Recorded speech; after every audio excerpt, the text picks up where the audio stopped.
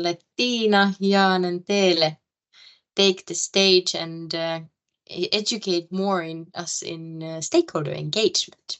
Go ahead, please.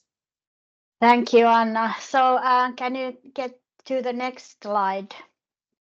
So for the VP2 stakeholder engagement, we have been aiming to facilitate really the circular economy collaboration, innovation, solutions, and we have been looking at really like quadruple helix organizations, so businesses, decision makers, consumers, local communities, procurers, and event organizers.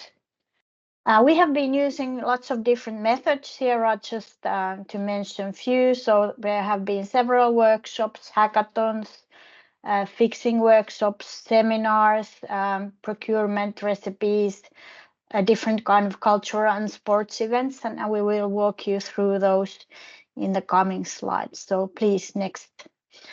And of course, the objectives have been kind of like two ways. So to learn from the stakeholders and understand their perspective and perceptions and positions in this circular economy transition, but also at the same time build the knowledge and stakeholder capacity to make sure that they understand the benefits and they are participating in implementation. And of course, strengthen the decision makers' capability of enabling the circular economy. The next slide. So first of all,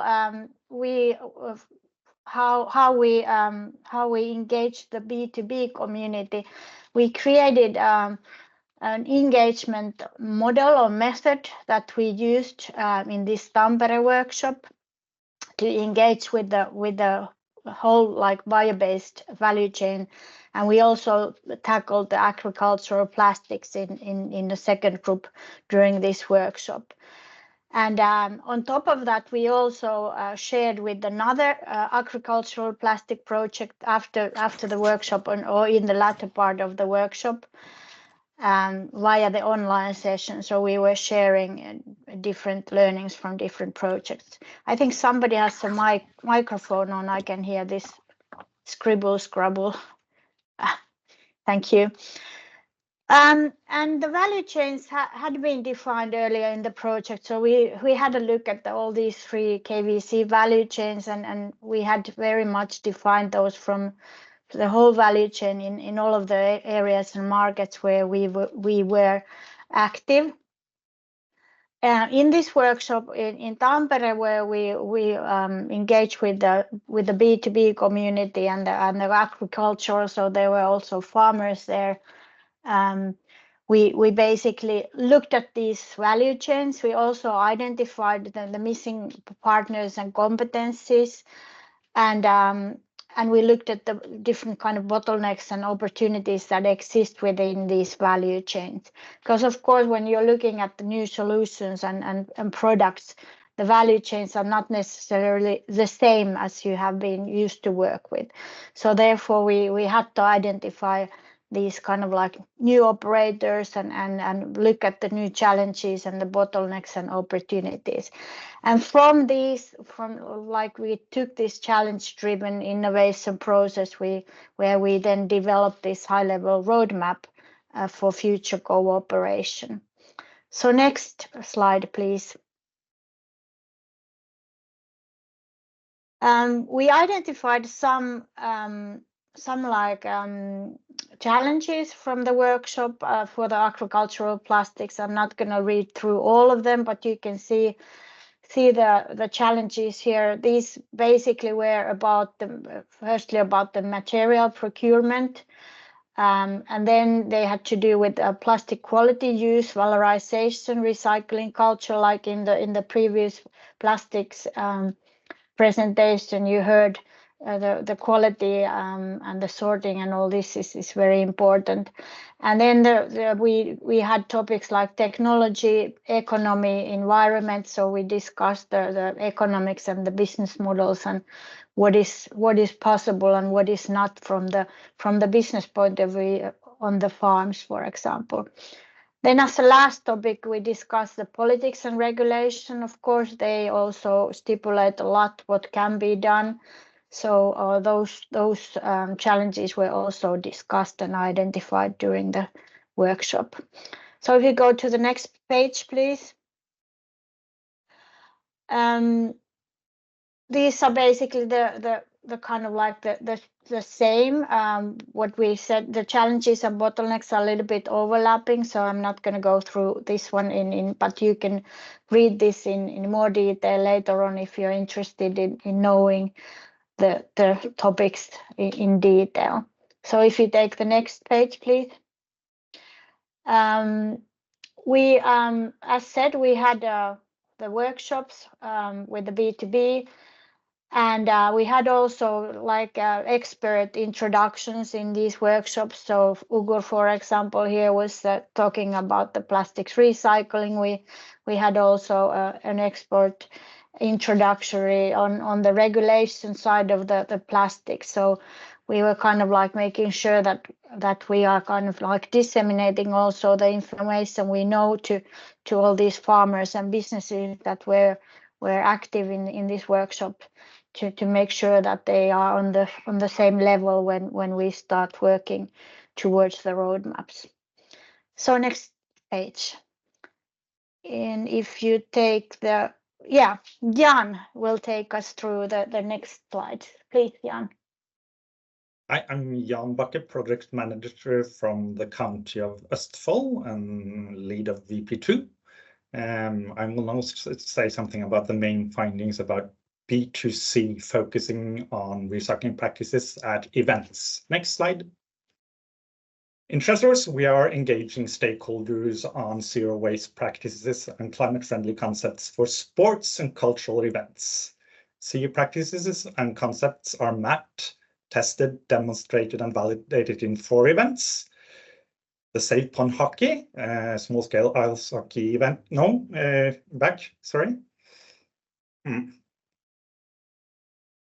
Small-scale ice hockey events in 6 cities in Finland. The District Days of Tallinn Community Festival in Tallinn, Estonia. Tour of Scandinavia, which is a women's cycling stage race taking place annually in Norway, Sweden, and Denmark. And also Markenskøde, which is a biannual large agriculture fair in the county of Østfold, southeastern Norway. You see pictures here or photos from Safe Pond Hockey down on to the right at the bottom, and from the district on Tallinn's above it, and to your left from the biannual agricultural fair. In this particular presentations, we want to highlight collaborations on new recycling practices for the Tour of Scandinavia event. Next slide. In 2022, the Tour of Scandinavia was certified with the Eco Lighthouse certification scheme. This comprises over 70 different criteria related to different industries.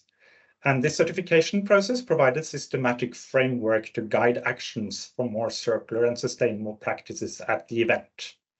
And handling of waste was identified as an area of particular concern in the mapping done with the certifier. Since the cycling race is a mobile event, ordinary stationary solutions would not be helpful. For the 2023 race, an innovative solution was developed and designed to enable sorting all the major waste fractions generated at the event.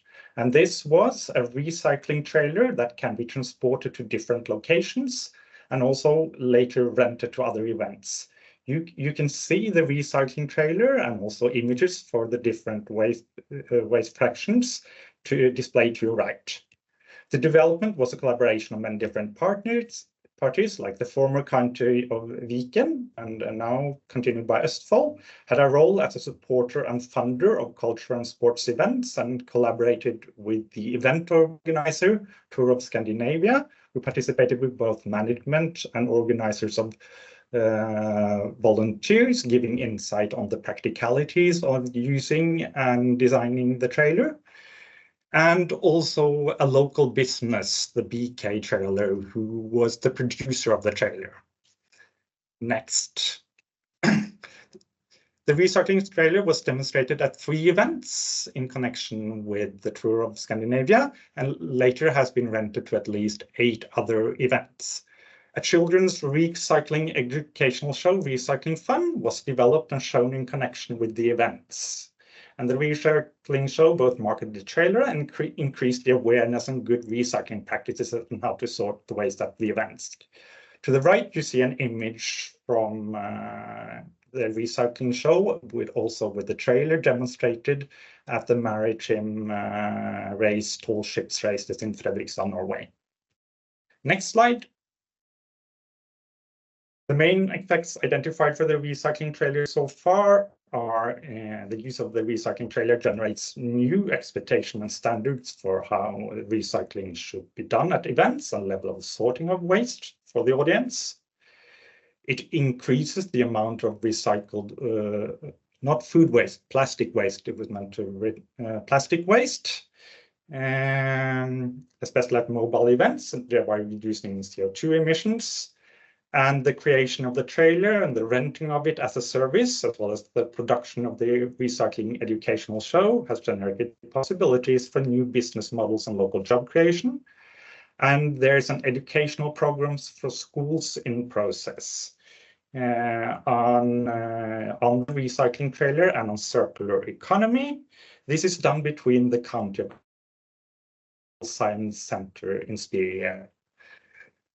Some of the next steps, and now I'll give the floor to Tele Just to say something about the main findings from public authorities.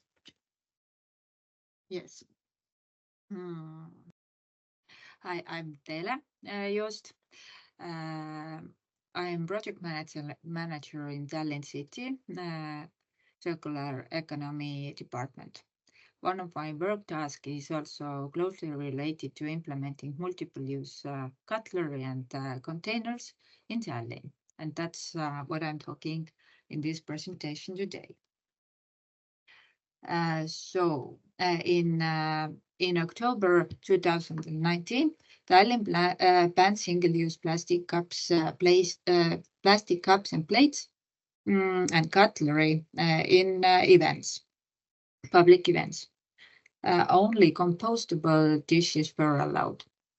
It was quickly realized that replacing one material with another does not solve the problem. A garbage bin at the public events was still overflowed. There was still the same amount of garbage. And in Estonia, we have also no capacity for composting compostable dishes because it requires specific composting conditions. Yes, thank you for that. Next slide. So Tallinn decided to make a step ahead and started preparing to ban single-use dishes and cutlery in public events. Tallinn waste management plan for 2022 to 2026 also required moving toward the circular economy. We saw banning single-use tableware in public events as one suitable method to reach the peak. First, we assessed the current situation. As I said, it was no good.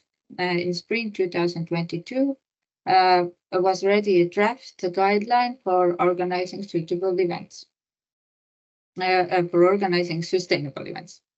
We tested multiple-use tableware system in two sport events, in a music festival and in a family festival. After pilots, we collected feedback from stakeholders and formulated a strategic document. In March 2023, we implemented the city regulation. Next slide, please. From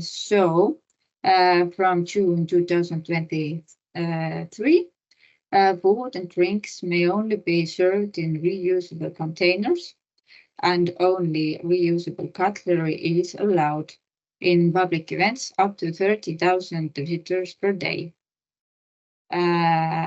This is a city regulation, Tallinn city regulation, and it's valid only in Tallinn.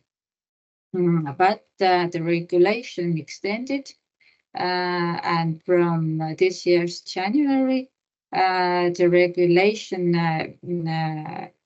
extended to whole Estonia.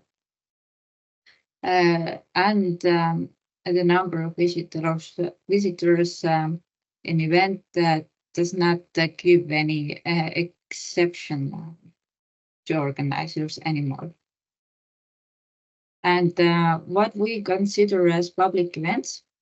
Public event is an entertainment event, competition, performance, trade event, or other similar gathering of people that take place in public place and is open to public, with or without ticket.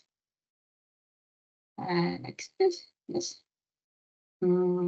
So last year in Estonia, there was 3 public events that had visitors more than 30,000 people, but they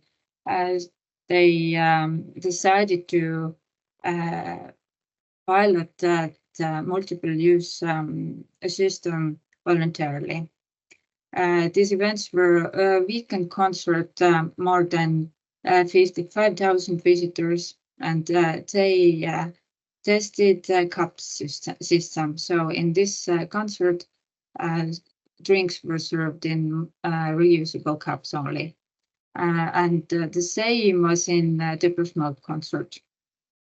And last year also there was Youth Dance and Song Festival, more than 100,000 participants. And in this event, 100% reusable dishes and cutlery were used. And next slide, please. So, is it possible to serve food and drinks from reusable dishes in mass events? Our answer is yes, it is. All the large event organizers we've been in touch with have been rather surprised that the transition to reuse has been smoother than expected. Next, please. As always, there is good and bad in everything. Thanks to the regulation, companies providing full-service reusable tableware solution emerged in the market. Regulation created a more certain feeling that this is a direction of the future, and investors saw a return on investments in this field. But currently, reusable containers have not yet gained sufficient usage, and because of the seasonality of event volume per year, means that companies offering reusable tableware service have not yet reached profitability. Reusable tableware in public events is becoming the norm for both event organizers and event visitors. Event organizers are aware of the regulation. Event visitors have experienced it and can expect it. But we have insufficient resources and workforce to monitor events. That's why it's still easy not to follow the regulation without any circumstances. Service providers offer various deposit systems. That's a good thing, but multiple use is more expensive than single use. Someone has to bear the cost of the service. The cost is mostly paid by the visitors of the event, either directly or indirectly. In the catering procurement carried out in Tallinn, the use of reuse requirement is always one of the criteria. It's becoming a norm, and that's also a good thing. There are many more aspects in, and it depends on which stakeholder point of view you approach the topic, but these maybe are the main ones. And that's it. If you have any questions, you can reach me out. Thank you, Teele. As we see, Estonia has been very advanced in this part, so thank you for sharing, Teele. So as the last thing on this engagement part, I'll talk about later about the ecosystems and clusters. And we made actually a survey on the markets where we were active on the and reviewed and mapped the clusters that are existing in the circular economy side. So please, can you go to the next slide? So we started with the ecosystem definition because this term is a little bit difficult. So for us, the ecosystem is a structure as well as a process for interaction where multilateral set of complementary actors link for an aligned purpose. And if you go to the next slide, next slide, please. Yeah, thank you. And this cluster definition, again, is more like when in Europe, when you talk about ecosystems and clusters, people don't usually understand the ecosystem term, but they rather talk about clusters. And clusters for us are more like regional ecosystems of related industries and competencies. So therefore, the clusters that we identified are partly these according to the cluster definition, but some of them are also ecosystems. So they are more wider that link different industries also. So can you go to the next slide? What we did is that we mapped the different value chains and ecosystems and clusters. And here you can see, for example, for plastic ecosystems, we basically, for household plastics, we basically mapped the whole value chain in the project. So different parts of the plastics value chain. And if you go to the next slide, you can see an example from the national level for different parts that who are basically the operators in the different parts. For example, pre-treatment sorting, there is Fortum Waste Solutions, Cyclo. For recycling, there is, for example, Neste Fortum Waste Solutions. Research, different like VTT here. In reuse, we have different solutions and organizations like Camupac. And so there are different kind of operators along these value chains and this ecosystem. So this was mapped on the national level. And then if you go to the next slide, we also map this on the regional level. So this is showing, for example, the situation in Pirkanmaa, because of course, regionally, these can be very different. And if you go to the next slide, we did this also for Uusimaa region.